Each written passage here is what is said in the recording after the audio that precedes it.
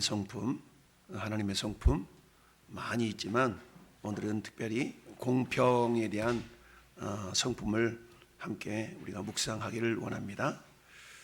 따라합시다. 공평, 공평하다. 우리 공평하다는 얘기는 우리 주보에도 기록되어 있는 것처럼 한마디로 말하면 치우치지 않는다라는 의미가 있죠.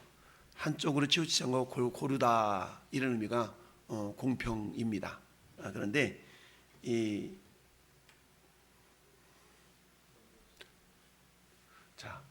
여기. 네.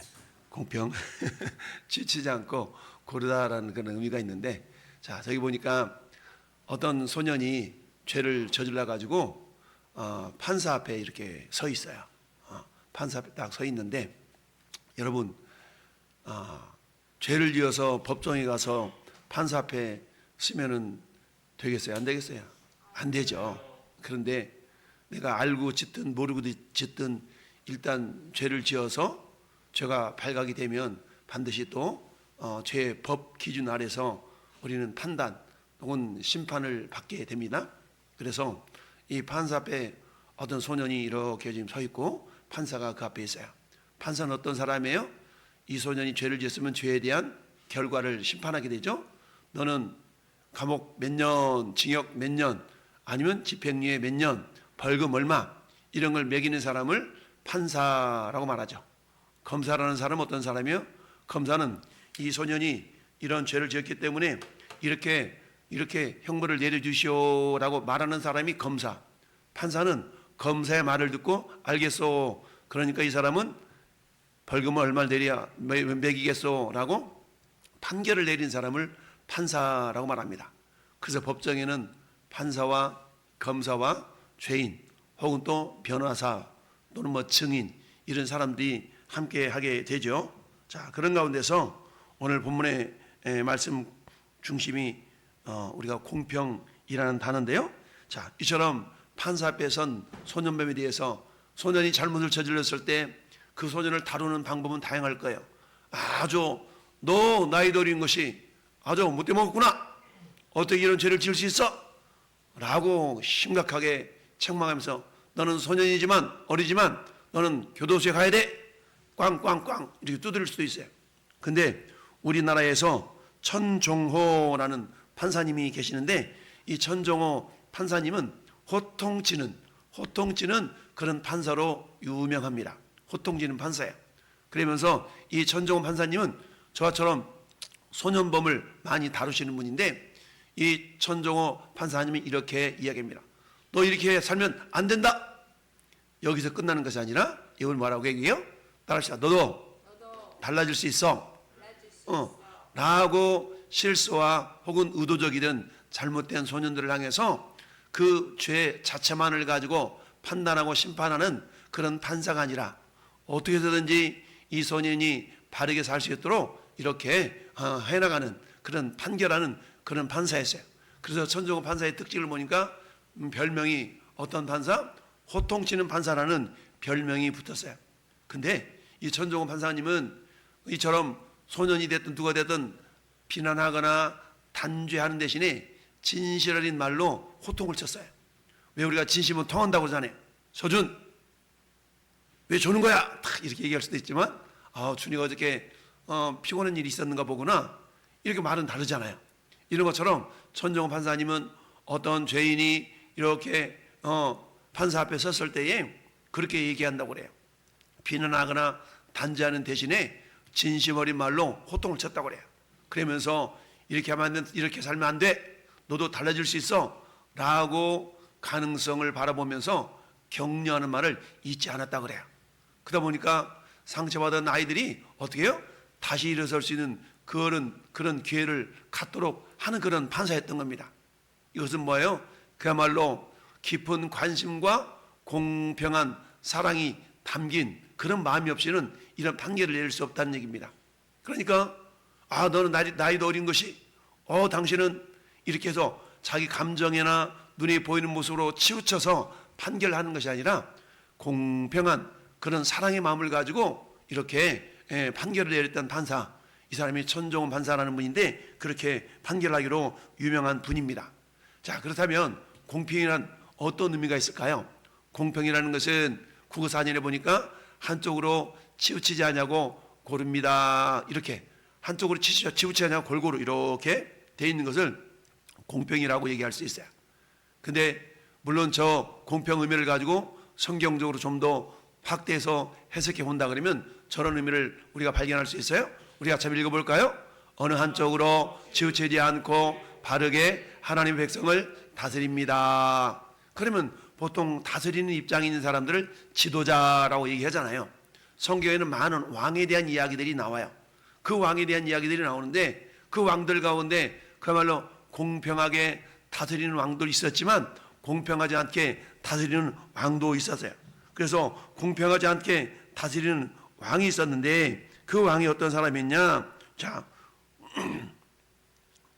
넘겨보세요. 한 번 더. 자, 여기 보니까 누구냐면 북쪽 이스라엘의 아합 왕이라는 분이 있었어요. 이 아합 왕이 어느 날 나봇이라는 백성의 포도밭을 이렇게 보고서 욕심이 났어. 그래가지고 어때? 이 나봇한테 야 포도밭 나한테 좀 줘. 내가 살게. 그랬더니 나봇이 안 됩니다. 이것도 우리 조상들한테 물려줬기 때문에 성경에 하나님 말씀에 이거는 다른 사람들 팔아서는 안 되고 우리 같은 지파에게만 물려줄 수 있습니다. 라고 얘기를 했어요. 그랬더니 아합 왕이 그 말이 맞거든. 맞기는 맞는데 그 포도원이 욕심이 났어요. 그래서 머리를 싸매고 저거 내가 가져야 되는데 저거 내가 가져야 되는데 이렇게 고민하고 있을 때에 아합 왕의 부인이 이세벨인데 이세벨이 왕한테 가서 물어보는 거예요. 왕이시여 왜 그렇게 고민합니까? 그랬더니 이세벨이 얘기를 한 겁니다. 사실 내가 저 나봇이라는 그 백성의 포도원이 내가 참 내가 가졌으면 좋겠는데 보니까 조상 대대로 물려온 포도원을 다른 족속에게 이렇게 팔면 안 된다고 그럽디다. 그랬더니 이세벨이 당신 왕 맞아요? 무슨 말이에요? 왕은 당신이 권세가 있으니까 까짓것 이렇게 빼앗아 버리면 되잖아요. 그런데 왕이랄지라도 공평을 이렇게 넘어서서 그렇게 하면 안 된다는 걸 알았기 때문에 선뜻 대답을 못했는데 이세벨이 어떻게 했냐? 거짓 증인을 내세웠어요. 거짓 증인을 내세워가지고 처음에는 하나님을 높인다 그러다가 하나님을 모욕하고 왕을 모욕한다는 거짓 증인을 세워가지고 결국 저 나봇을 죽이고 말았어요. 그리고는 어때요? 저 포도원을 홀라당 빼앗았어. 그러면 지금 이세벨이나 아합 왕은 공평한 그런 판결을 한 사람은 아니죠. 또 왕들 가운데 저런 사람이 있었다라는 얘기입니다. 자, 그래서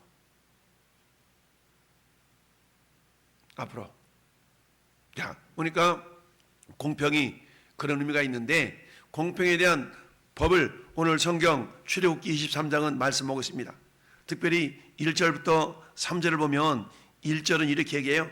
너는 거짓된 풍설을 퍼뜨리지 말며 거짓된 풍설이란 말은 뭐예요? 풍설이란 말은 소문내지 말라니 소문. 야, 그 사람이 그랬대 수덕수덕. 얘가 그랬대 수덕수덕. 진실을 파악하지도 않고 거짓말을 퍼뜨리지 말라라고 1절 상반절은 말씀하고 있어요. 두 번째 뭐라고 해요? 악한 자와 연합하여서 위증하지 말라라고 했어요. 악한 자와 근데 아까 봤던 이 아합 왕이 나봇의 포도원을 빼앗기 위하여서 아합 왕의 부인이었던 이세벨은 어때요? 두 사람의 증인을 세워가지고 이 악한 말을 하게끔 거짓말을 이렇게 하도록 했어요. 결국 그 일 때문에 나봇이 죽게 되었어요. 악한 자와 연합하여서 위증하지 말아라라고. 그러니까 우리가 어때요? 어떤 사람들이 나에게 우리 이렇게 하면 그냥 하자 이렇게 해봅시다 라고 연합하여서 거짓 증거하지 말라. 이것은 어디에도 있어요? 십계명에도 나와 있죠. 그래서 십계명에도 9번째 9번째 계명이 이웃에 대해서 거짓 증거하지 말아라 라고 말씀하고 있습니다. 거짓 증거하지 말아라 뿐만 아니라 2절 말씀 같이 읽어봐. 2절. 자, 2절 조보의 2절 시작. 다수를 따라 악을 행하지 말며 송사의 다수를 따라 부당한 증언을 하지 말아라. 여러분 다수결의 원칙 이런 말 있죠.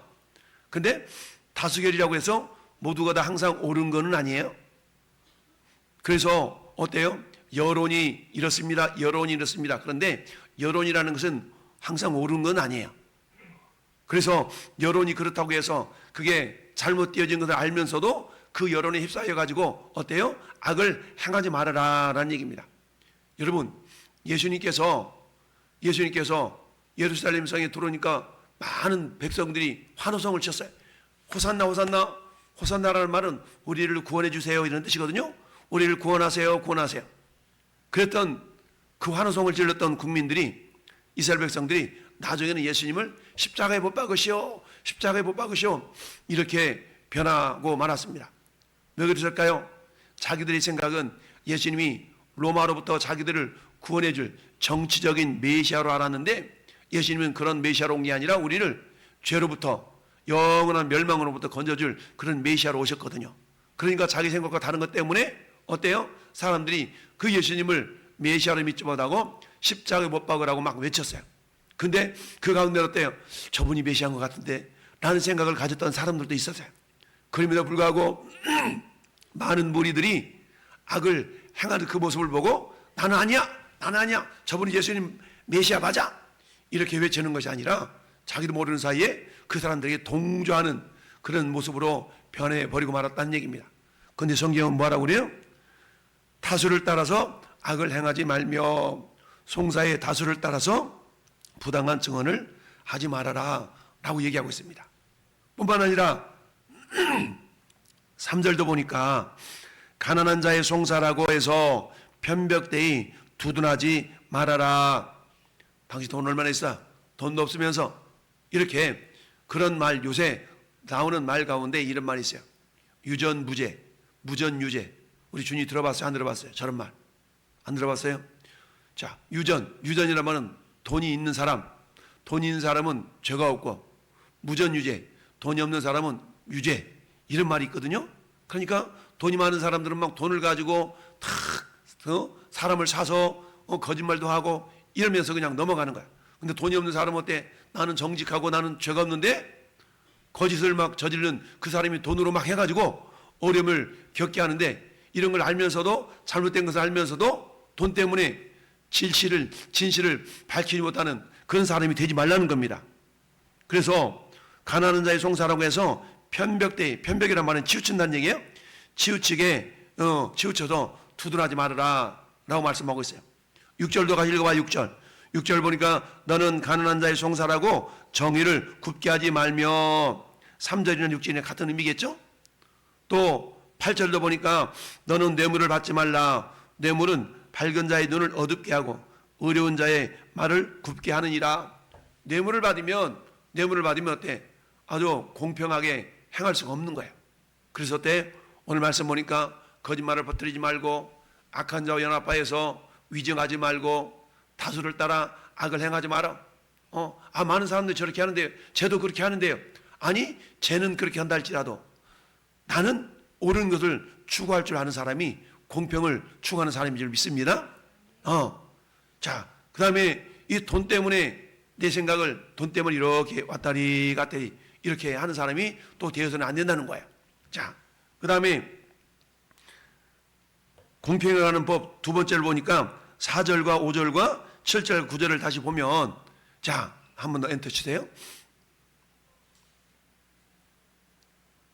한 번 더 넘기세요. 자, 공평에 대한 법 4절과 5절과 7절 굴려보니까 뭐라고 말씀하고 있냐면, 4절 5절에 내가 만일 내 원수의 길을 잃은 소나 나귀를 보거든 반드시 그 사람에게 뭐라고요? 돌릴지며. 여러분, 우리 주인이 자전거 탈 줄 알아요? 자전거 탈 줄 알아? 자전거 못 타? 자전거 못 타는구나. 그럴 수 있지. 자, 봐봐. 내가 싫어하는 친구가 좋은 자전거를 타고 다니다가 어느 날 자전거를 잃어버렸어, 그 친구가. 근데 그 자전거를 잃어버렸는데 어느 날 내가 보니까 그 자전거가 우리 아파트 옆 라인에 가만히 있는 거야. 근데 내가 그걸 발견했으면 그 친구한테 얘기를 해줘야 돼? 해줘야 되잖아요. 근데 그 친구가 내가 싫어하는 친구야. 그래가지고 어때? 쌤통이다. 저 잊어먹었구나. 잡든지 말든지 이러지 말라는 거예요. 비록 나를 싫어하고 내가 마음에 들지 않는 그런 친구를 할지라도 어려움에 겪었을 때에 사랑으로 그 어려움을 해결할 수 있도록, 해소할 수 있도록 도와주라라는 말씀이 오늘 4절 5절 말씀이에요. 네가 만일 너를 미워하는 자의 나귀가 짐을 싣고 엎드러짐을 보거든 그것을 버려두고 가지 말고 그것을 도와 그 짐을 부릴지니라. 오늘날 말이 그런 거예요. 어떤 사람이 용달차를 운전하는데 그 사람이 용달에 짐을 싣고 가는데 차가 빵꾸가 났어. 차가 빵꾸가 났는데 내가 지나가다가 딱 보고 어때? 빵꾸가 났으면 어떻게? 내가 좀 도와줄까요? 해서 도와줘야 되는데 빵꾸가 나면 이 짐 실은 것도 어떻게 움직이지 못하잖아요. 그러니까 나를 미워하는 사람이 차가 빵꾸난 모습을 보면서 그거 쌤통이다. 그러고 그냥 지나가지 말라는 겁니다. 어떻게 해서든지 보험회사는 불렀습니까? 그랬더니 보험회사가 모른대. 그럼 내가 전화만 알려드릴까요? 해서 보험회사하고 연결시켜서 빵꾸를 떼우고 짐을 잘 부릴 수 있도록 이렇게 도와주라는 의미가 5절의 말씀이에요. 뿐만 아니라 오늘 9절도 한번 볼까요? 9절. 너는 이방 나그네를 압제하지 말라. 너희가 애굽 땅에서 나그네 되었은 즉 나그네 사정을 아느니라. 이 말은 다문화 가정에 있는 아이들을 함부로 대하지 말라는 겁니다. 우리도 하나님을 알지 못했을 때는 하나님 입장에서 온다 그러면 저 이방인들과 똑같았어. 그러니까 어떻게 해라? 다문화 가정 친구들이 한국말을 좀 서툴게 하고 그런다고 해서 그를 놀리거나 또는 왕따시키거나 이렇게 하지 말고 그 말로 똑같이 대해주라는 거예요. 이걸 뭐라고 하는거요? 공평이라고 말합니다. 그래서 주보에 적어놓은 것처럼 어느 한쪽으로 치우치지 않고 바르게 하나님의 백성, 그분의 하나님 백성을 다스리고 대해주라라는 그런 의미가 공평이라는 의미로 우리가 받아들일 수가 있는 겁니다. 따라서 우리는 어때요? 오늘 출애굽기 23장에 공평한 삶을 살기 위해서는 거짓말하지도 말아야 되겠고 거짓 증인 되지도 말아야 되겠고 많은 사람들이 이쪽으로 쑥 간다 그래가지고 그게 틀린 길인 줄 알면서도 같이 휩쓸려 가지 말고 이런 것들이 뭐예요? 이게 공평에 대한 모습이라는 얘기입니다. 그런 모습을 우리 하나님이 기뻐하신다라는 사실. 그래서 저나 여러분은 어때요?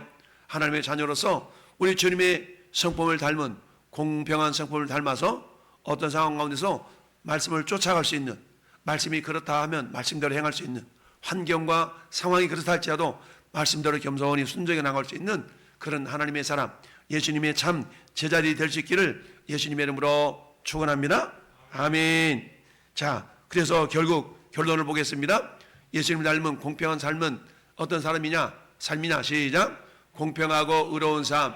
이것이 공평하신 하나님이 언약 백성에게 요청한 삶입니다.